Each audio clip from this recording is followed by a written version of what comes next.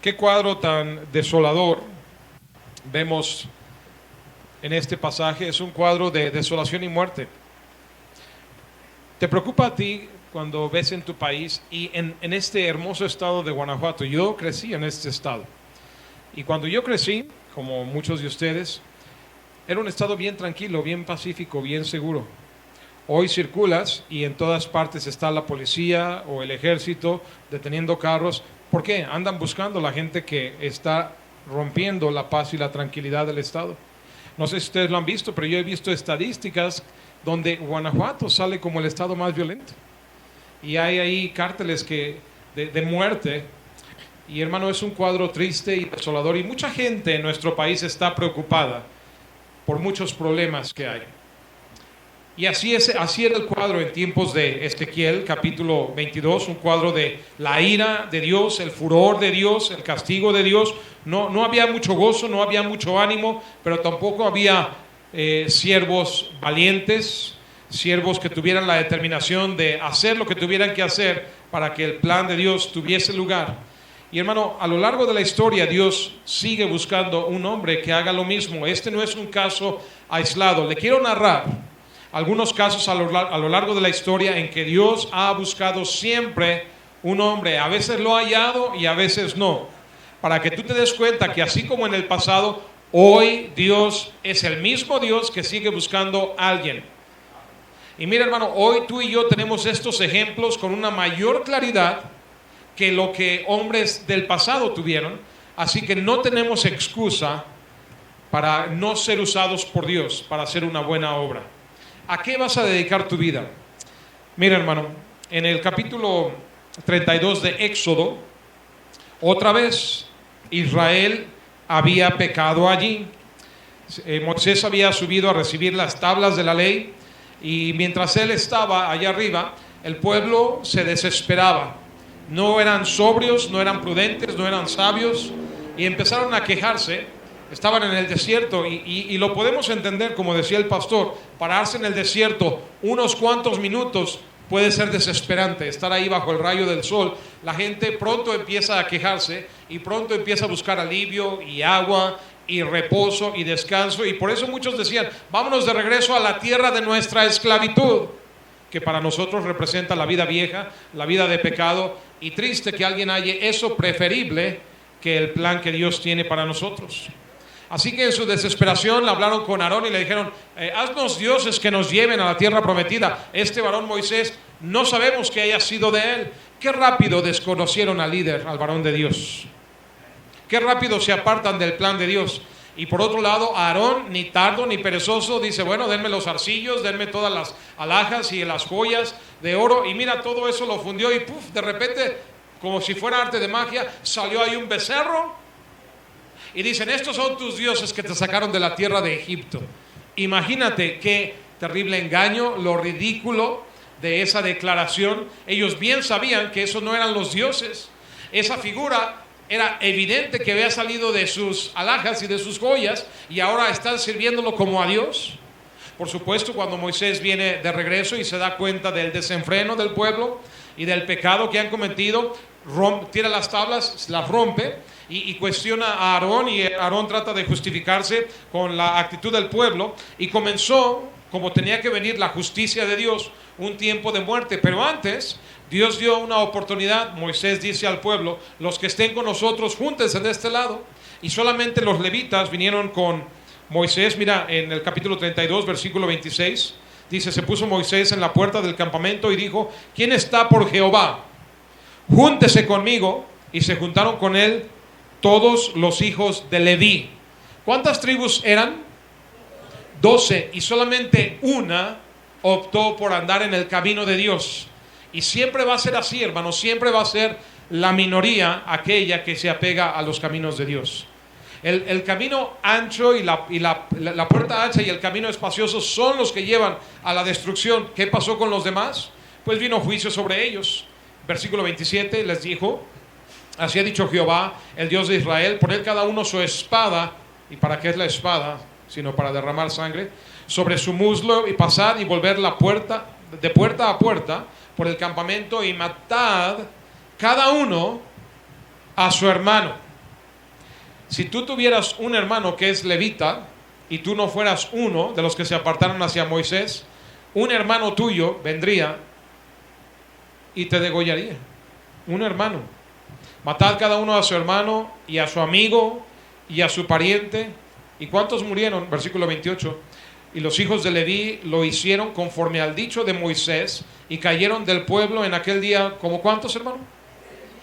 3,000 hombres. Fue una terrible matanza. ¿Por qué? Por la desobediencia del pueblo a Dios. Y mira, Moisés dijo: hoy os habéis consagrado a Jehová, pues cada uno se ha consagrado en su hijo y en su hermano, para que él dé bendición hoy sobre vosotros. Versículo 30. Aconteció que al día siguiente dijo Moisés al pueblo: vosotros habéis cometido un gran pecado. ¿No sigue siendo la misma realidad hoy en día? Grave pecado, en tiempos de Ezequiel también, en tiempos de Moisés igual, en nuestros tiempos también. Pero yo, mira lo que va a hacer Moisés: yo subiré ahora a Jehová, quizás le aplacaré acerca de vuestro pecado. ¿Sabes lo que Moisés entiende? Es necesario que uno se pare en la brecha y haga vallado. Aunque Ezequiel todavía no había escrito el capítulo 22, Moisés entiende porque conoce a Dios. La pregunta es, hermano, ¿tú y yo entendemos la necesidad de que alguien se pare para hacer el propósito de Dios? Dios llama siervos. Y tal vez tú dices: bueno, si Dios va a salvar, que salve, y si no, pues que no salve. Parecería como doctrina calvinista: que salve a quienes vaya a salvar y que condene a quienes vaya a condenar. Pero mira, hermano, Dios ha escogido usarte a ti y a mí, que si Él quisiera usar otros elementos lo haría. Podría usar ángeles, podría usar piedras, montes, podría usar las nubes para escribir su mensaje del evangelio, pero ha escogido reclutar a hombres y mujeres como tú y yo para que seamos instrumentos de su gracia, llevando el evangelio de salvación. Amén. Moisés lo entendía, aún siendo él el autor del Pentateuco. ¿Qué escrituras tenía Moisés para referirse cuando él es el primer autor bíblico? Versículo 31. Volvió Moisés a Jehová y dijo: te ruego, pues este pueblo ha cometido un gran pecado, porque se hicieron dioses de oro, ídolos. Y si hay una cosa por la que yo encuentro que Dios más castiga a su pueblo, es por la idolatría. Nosotros no somos idólatras, ¿verdad que no? No, que va. Si Dios no tiene el primer lugar en tu corazón, tú y yo somos idólatras. ¿Qué es idolatría? No solamente tener estatuas o becerros o santos o vírgenes, es no darle a Dios el primer lugar en nuestro corazón. Y a veces tú mismo eres tu más grande ídolo en tu corazón. Tal vez tu dinero, tal vez tu trabajo, tal vez tu familia, lo que sea que tome el primer lugar en tu vida es un ídolo. ¿Qué cosa es lo que Moisés le ruega? Versículo 32, le ruega que perdones ahora su pecado, y si no, ráeme ahora de tu libro que has escrito. ¿Sabes lo que está diciendo Moisés? Señor, pongo yo mi propia vida y mi salvación de por medio, quítamela si eso es lo que se requiere para la salvación de tu pueblo. ¿Habría alguno aquí dispuesto a morir por su pueblo? ¿Hay acaso alguna causa más grande que tu propia vida por la cual tú estás dispuesto a morir si fuera necesario? A lo largo de la historia encuentras hombres y mujeres así. Un caso prominente es uno que llamamos nuestro Salvador, el Señor Jesucristo.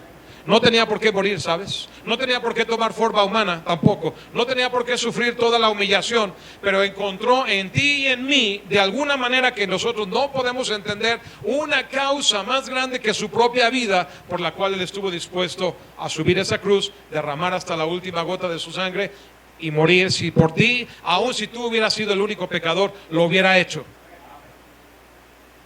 Gloria a Dios que si en Ezequiel 22 ya no se halló ningún hombre que se parase en la brecha y hiciera vallado, Moisés estuvo dispuesto a hacerlo. Avanzamos un par de siglos adelante de la historia de Moisés, y le había dicho en la mañana que él instituyó el tiempo de los jueces, y entre los jueces hubo uno llamado Sansón. Ahora una pregunta, hermano: cuando tú tienes hijos o nietos, ¿le ponen el nombre de Sansón? ¿No? Yo no conozco a nadie que se llame Sansón Pérez o Sansón Rodríguez. Sansón fue un varón de Dios, fue juez de Dios, tuvo el poder de Dios, el Espíritu de Dios moraba en él. Escogido por Dios, ¿por qué no usamos ese nombre? Porque él, como juez, estaba puesto en ese lugar para dirigir al pueblo de Dios. Y mira, no hay superhéroes. Ustedes, muchachos que creen en Batman y Superman y el Hombre Araña, tengo noticias para ti, no existen ellos, no son reales. Lamento reventar tu burbuja y tu mundo de fantasía donde viven hoy. Pero lo más cercano a un superhéroe que sí ha caminado sobre la faz de la tierra es Sansón. En este lugar, ¿cuántos caben, pastor? Aquí, en este lugar, cuando está lleno. Unas 200 personas, ¿ok? Sansón en su muerte derribó una casa donde había 3,000 personas. Entonces imagínate un lugar 15 veces más grande que este auditorio, y Sansón con sus propias manos, en el poder que Dios le dio, lo pudo derribar. ¿Con qué facilidad podría él derribar un lugar como este? Y tú y yo no podemos ni tomar una puerta con nuestra fuerza. Por eso digo que lo más cercano a un superhéroe que ha existido es Sansón. Tenía poder de Dios, pero él no lo usó para los propósitos de Dios, para guiar y juzgar y defender al pueblo de Dios. ¿Sabes en qué usó Sansón su poder? En problemas de faldas, en problemas de mujeres y en pleitos personales. Empieza la historia encontrando una mujer filistea, que sus padres le dicen que no hay mujeres en la tierra de Israel para que te fijes en las filisteas. Él no quiso escuchar a sus padres, dijo: consíganme a esta porque esta me gusta, la que se vestía mundanalmente. Y probablemente los padres dijeron: bueno, con un hijo de ese tamaño y con esa fuerza que tiene, más vale que cedamos. Padres permisivos y alcahuetes. Se casó con la mujer. Y en la fiesta de bodas se le ocurre un enigma, una adivinanza. Y nadie la podía descifrar, pero como se casó con una filistea, con una mundana, los filisteos vinieron con esa mujer y le dijeron: si no nos revelas el secreto, te vamos a quemar a ti y a tu padre. Ella venía con Moisés y: oye, dices que me amas, esta no es Dalila, y no me revelas el enigma. Y él decía: ni a mis padres se lo he dicho, te lo voy a decir a ti. Pero le insistía tanto y le lloriqueaba tanto que dobló a Sansón y lo reveló y perdió la apuesta. La apuesta era por 30 vestidos. ¿Qué se le ocurre hacer a Sansón? Sí fue por los 30 vestidos, pero de puro coraje se mató también a los 30 filisteos que traían los vestidos puestos. ¿Por qué? Porque es venganza, es desquite, pleitos personales, iras personales. Luego fue por esa muerte le quemaron a su suegro y a su mujer. Él fue y les quemó las viñas con unas zorras, y luego vinieron a hacerle la guerra, a quererlo prender, y luego él mató con una quijada de burro a 1,000 de ellos. Y te das cuenta cómo son pleitos familiares, personales, que van escalando a ser pleitos nacionales. Pero para eso no es el poder de Dios. Hoy en la mañana nos decía el pastor Fugate que los dones de Dios y el Espíritu Santo de Dios no son para ayudar al viejo hombre en nosotros, sino que aquel viejo hombre debemos despojarnos de él y usarlo en la nueva naturaleza, cosa que Sansón no hizo. Él vive en el hombre viejo, lo vemos otra vez con líos de faldas, metiéndose con una ramera, y finalmente con otra filistea, la Dalila, que fue el acabose de su vida. Otra vez tratando de descifrar otro enigma. En este caso no era una adivinanza que él hubiera puesto, sino el enigma de dónde venía su fuerza. Y él la vacilaba y le bromeaba y le decía cosas que no eran la verdadera fuente de su fuerza. Y ella lo revelaba a los filisteos una y otra vez. Y ella todavía le dice: me engañas, ¿qué no me amas? No me dices la verdad de dónde viene tu fuerza. Y él podía haberle dicho: ¿y tú a mí si me amas? El día que te lo diga, ¿qué me van a hacer los filisteos? Pero lo dobló y reveló su secreto. Hermano, los dones que Dios te ha dado a ti son para el servicio de Dios, para la honra y la gloria de Dios, para la extensión del evangelio, para que te pares en la brecha y hagas vallado. Pero muchas veces lo estamos usando para nuestros intereses mezquinos, para nuestra vida mundanal, la vida vieja, vida pecaminosa, como lo hizo Sansón. Por eso es que no le ponemos el nombre de Sansón, aunque tuvo el poder de Dios, a ninguno de nuestros hijos. Hay un misionero en Guatemala que se llama Norberto Chan. Su perro se llama Sansón. A los perros le ponemos Sansón. A los hijos les ponemos Moisés, Samuel, Daniel, José, Ezequiel, hombres ejemplares. Avanzamos unos 1200 años en la historia para ver otro ejemplo. Es el tiempo de nuestro Señor Jesucristo. Y después que Él vivió y obró su ministerio, murió en la cruz, fue sepultado, resucitó, ascendió, no sin antes haber dado la gran comisión en Mateo, en Marcos, en Lucas, en Juan, en Hechos. 5 veces por lo menos está el mandato similar a ir por todo el mundo y predicar el evangelio a toda criatura. Cuando Él ascendió, esa es la labor de los discípulos. Y una vez ascendido Jesús, eso fue exactamente lo que hicieron los 12, ¿sí o no? No, no lo hicieron. Se quedaron muy cómodos reunidos en el aposento alto. Yo sé lo que les pasaba. Eran 12, pero uno se ahorcó, así que nos falta uno, no podemos hacer la labor. Echaron suertes y eligieron a un tal Matías, y con eso ya se fueron a hacer la gran comisión, ¿sí o no? No, tampoco. Estaban comodinos, aplastados, apagados, así como nadie que yo le sepa nada aquí. Pero no estamos a veces igual, hermano. Estamos en el aposento de la iglesia, muy cómodos, que nos prediquen. Qué bonito predican los pastores, pero no estamos haciendo nada. ¿De qué nos sirve escuchar predicación? Ellos escucharon predicación por 3 años y medio del Salvador. Lo vieron obrar, oyeron el timbre de su voz, vieron los milagros y aún recibieron poder para sanar enfermos, para expulsar demonios. Vieron la multiplicación de los peces, de los panes, la resurrección de Lázaro, etcétera. Y si tuvieras algo así, ¿no te motivaría a ir y servir al Señor? Y ahí estaban apagados, pasguatos, campechanos, haciendo nada de lo que Cristo les había dicho. ¿Sabes cuánto tiempo estuvieron así? Por lo menos 15 largos años. Y hermano, en 15 años muere mucha gente. Diariamente muere mucha gente.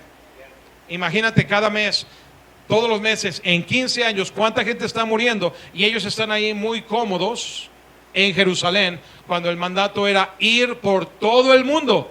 Y no están saliendo ni siquiera de Jerusalén, no van ni al resto de Judea, mucho menos a Samaria, y jamás a lo último de la tierra. Dios, ¿te das cuenta que siempre está buscando a alguien que se levante? ¿Por qué nos pasa, hermano, que cuando escuchamos predicación así decimos, sí, tiene razón, pero luego salimos de aquí y el mensaje más bien parece que no lo captamos y tenemos la actitud de como que la Virgen nos estaba hablando? Estábamos ahí como los 3 niños de Fátima, ¿cómo se llaman? Jacinta y no sé quién. Cállate, predicador, que me está hablando la Virgen. Pero ¿qué tal que te hablo del América y del Cruz Azul? ¿O cuál es tu equipo? No, de alguna manera como que volvemos a la vida. Estamos en nuestro elemento. ¿Qué tal que te hablo de una arrachera, unos tacos al pastor, con guacamole, con una coca? De alguna manera sonreímos y estamos conectados con la predicación allí. Pero hablamos de la gran comisión y la Virgen nos habla en ese momento. ¿Qué pasa, hermano? Satanás tiene mucho éxito en de alguna manera desviar nuestra atención. Vemos el ejemplo de lo que pasó en Ezequiel 22 con Moisés, con Sansón. Moisés sí se paró en la brecha, Sansón no hizo lo que debía, mal usó los dones de Dios. Los apóstoles que vieron al Salvador haciendo nada. El cuarto ejemplo de que el Señor está buscando es un tal Saulo de Tarso que persigue cristianos. Y él lo hace con celo, con denuedo, con fuerza, con ánimo. Nada lo detiene. Está feliz de poder exterminar a esta cristiandad. Acabó con todos los cristianos en Jerusalén y ahora él está dispuesto a salir de Jerusalén, lo que los apóstoles no están haciendo, y pide cartas y quiero ir fuera de aquí. Y no fue mucho más allá de lo que era Jerusalén, Judea, Samaria, porque él iba a Damasco, otra nación en Siria, y él está dispuesto a ir y acabar con la cristiandad. Y el Señor, yo creo que lo está observando, Pablo, cómo viene para allá y para acá, y cómo levanta una nube de polvo con todos los que arrastra y lleva de aquí para allá, es testigo de la muerte y los mete en la cárcel. Y Jesús dice, ¿cómo quisiera que alguno de estos 12 tuvieran la quinta parte de lo que tiene este?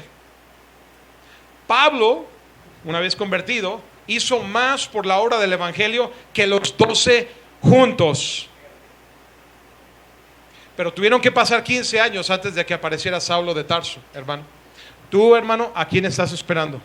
¿A que venga otro Pablo? Déjame decirte, el que va a venir primero es Cristo. Las señales son claras y Él está esperando que tú te actives y pongas manos a la obra. Ahorita es el tiempo aceptable, ahorita es cuando hay oportunidad. Si lo vas a servir y si quieres dar buenas cuentas, hoy es tu día. Cuando Él venga, ay Señor, no me había caído el 20, sí lo escuché, pero como que no me cuadraba bien. Puedo tener otra oportunidad, puedo tener otra vuelta en esta vida, y no la vas a tener. Ahora es tu tiempo. Generaciones vienen, generaciones van, pero esta es nuestra generación. Esta es la oportunidad que tienes, y es y será la única oportunidad. Si has de servir al Señor, es ahora o nunca. Amén.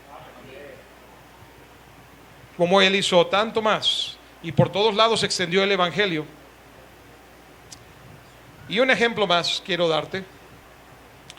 No vayan a Isaías, pero conoces aquel pasaje donde Isaías oye la voz del Señor que decía: ¿a quién enviaré y quién irá por nosotros? Es muy similar a Ezequiel 22:30, cuando Isaías es llamado. Y probablemente, me lo imagino yo, el Señor predicando su mensaje, y ahí está la gloria de Dios, y yo me imagino Isaías siendo el único sentado ahí en el auditorio, y hace la invitación al Señor diciendo estas palabras: ¿a quién enviaré? ¿Quiénes son los que van a ir y pararse en la brecha y hacer vallado? Y el Señor mira, y solamente hay uno en la audiencia llamado Isaías. ¿Quién irá por nosotros? Probablemente Isaías voltea para acá y voltea para allá, y él probablemente dice: heme aquí, yo, envíame a mí. Pero sabes una cosa, hermano, probablemente Isaías no fue el primero en oír ese llamado y en haberlo contestado. Por siglos eternos antes de la creación de este mundo y de todo lo creado en el universo, el Padre, el Hijo y el Espíritu Santo, un Dios que lo sabe todo, sabiendo lo que iba a crear y sabiendo que en esa creación un hombre pecaría contra Dios, ya tenía desde antes de la fundación del mundo un plan para redimir a los pecadores. Y cuando hubo la necesidad en esa bendita y santa Trinidad de un Salvador, el Hijo levantó la mano y dijo: Padre, heme aquí, envíame a mí. Tú estabas ya desde entonces en la mente de Cristo. Desde ahí te conoció y desde ahí te predestinó para ser salvo y para andar en sus caminos. Hermano, ¿cuántos ejemplos más necesitamos para entender el llamado a servirle, y servirle con el mayor de los gozos y la mayor de las alegrías? Termino con una ilustración. ¿Han oído del Ejército de Salvación formado en Inglaterra por el general William Booth? En sus tiempos originales fue una organización muy exitosa en la extensión del Evangelio de Salvación. Hoy en día, habiendo vivido en Estados Unidos, los encuentra uno con frecuencia al Ejército de Salvación afuera de las tiendas departamentales y afuera de los centros masivos de transporte, ahí con una campanita y una canastita para recibir donaciones y dar regalos en Navidad. Pero yo no los veo hoy extendiendo el Evangelio. Pero en su tiempo de origen fue una de las organizaciones más exitosas en la extensión del Evangelio. Y alguien le preguntó al general William Booth cuál era el éxito de su ministerio, y él dijo: te diré el secreto, es sencillamente esto: Dios tiene todo lo que hay en mí. Ha habido hombres con mayores mentes que yo, ha habido hombres con mayores oportunidades que las que yo he tenido, ha habido hombres con mayores talentos, pero cuando yo vi los pobres y necesitados en la ciudad de Londres, en mi corazón tuve una visión de lo que Jesús podría hacer con ellos si yo le rindiera mi vida, y a eso he dedicado mi vida. Si hay algo que se ha logrado es porque Dios tiene toda la adoración de mi corazón, tiene todo el poder de mi voluntad y tiene toda la influencia de mi vida. Hermano, yo te pregunto hoy en día, ¿Dios tiene qué cosa de ti? ¿Tiene tu mente? ¿Tiene tu corazón? ¿Tiene tu voluntad? ¿Tiene tus recursos? ¿Qué tiene de ti? Y diría un predicador: enmudeció el palenque. ¿Qué tiene de ti? Es una pregunta que no puedes evitar contestar. Este hombre tuvo gran éxito porque decidió que Dios era digno. Y la pregunta es, hermano, ¿habrá sido en vano toda la inversión? ¿Habrá sido en vano la sangre de Cristo? habría sido en vano no solamente la sangre de Cristo, sino el rastro de sangre dejado a lo largo de la historia de hombres y mujeres que han dado su vida para que el Evangelio llegue a lo largo de siglos, a través de continentes y océanos, hasta Irapuato, Guanajuato, y tú puedas sentarte cómodamente aquí y escuchar el Evangelio, no una, sino otra y otra y otra vez. ¿Habrá sido en vano todo aquello? Él sigue buscando todavía a alguien que se pare en la brecha y haga vallado. Varones, déjeme decirle hoy en día que yo voy a veces a muchos lugares y son las mujeres las que están más dispuestas a pararse en la brecha y hacer vallado. Principalmente llama a hombres, pero tristemente las mujeres a veces toman la actitud, si no hay hombres, pues yo quiero responder. Y mira, qué bueno que las mujeres estén dispuestas, como ayuda idóneas las ha creado el Señor, y necesitamos esa gran ayuda que es la mujer. Pero ¿dónde están los hombres fieles? ¿Dónde están los varones esforzados y valientes? Y yo te pregunto si en ti, hermano, varón, podrá encontrar a ese hombre valiente que se pare en la brecha y haga vallado. O se volverá a repetir la historia de que no encuentra a nadie y su ira se tendrá que derramar y venga otra vez la destrucción. La respuesta no está en Dios, en Él está el llamado. La respuesta está en nosotros. Vamos a orar. Padre, ayúdanos, oh Señor, a entender, Señor, que no es un caso aislado cuando la pregunta viene en Ezequiel 22. Es desde el principio hasta el presente